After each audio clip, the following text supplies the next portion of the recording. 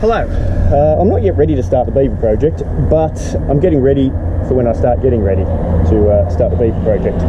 So, first step is to get the floats out. I'm going to overhaul the floats first, and then I'll put those away, put them in a container until the rest of the aeroplane is ready to go, and may even sell them. Haven't yet decided if I'll put it back on the floats or put it on landplane gear.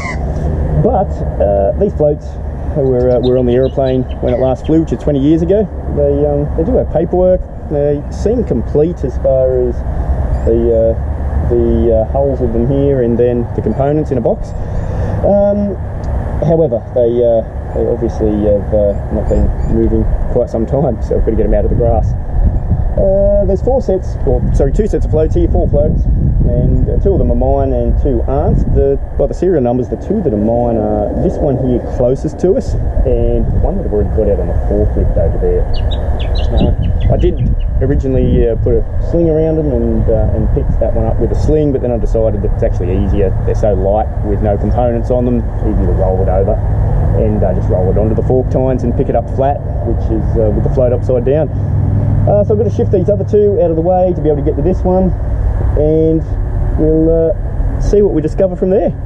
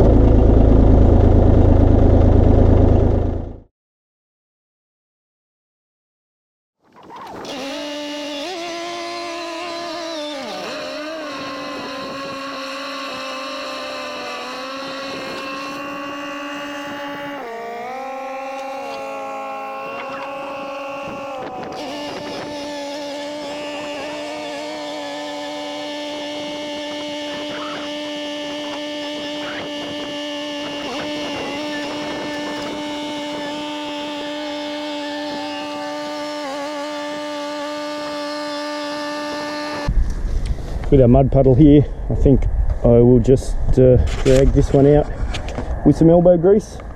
Overall in reasonably intact condition. I mean, they were removed serviceable. The aeroplane was actually originally parked for an engine change and then never flew again according to the logbooks.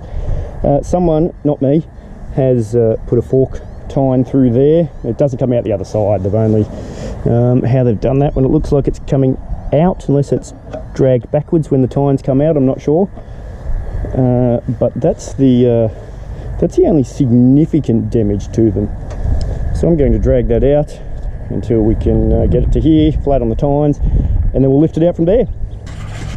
I have also recently purchased a new, in inverted commas, truck for fetching bits of aeroplanes, etc.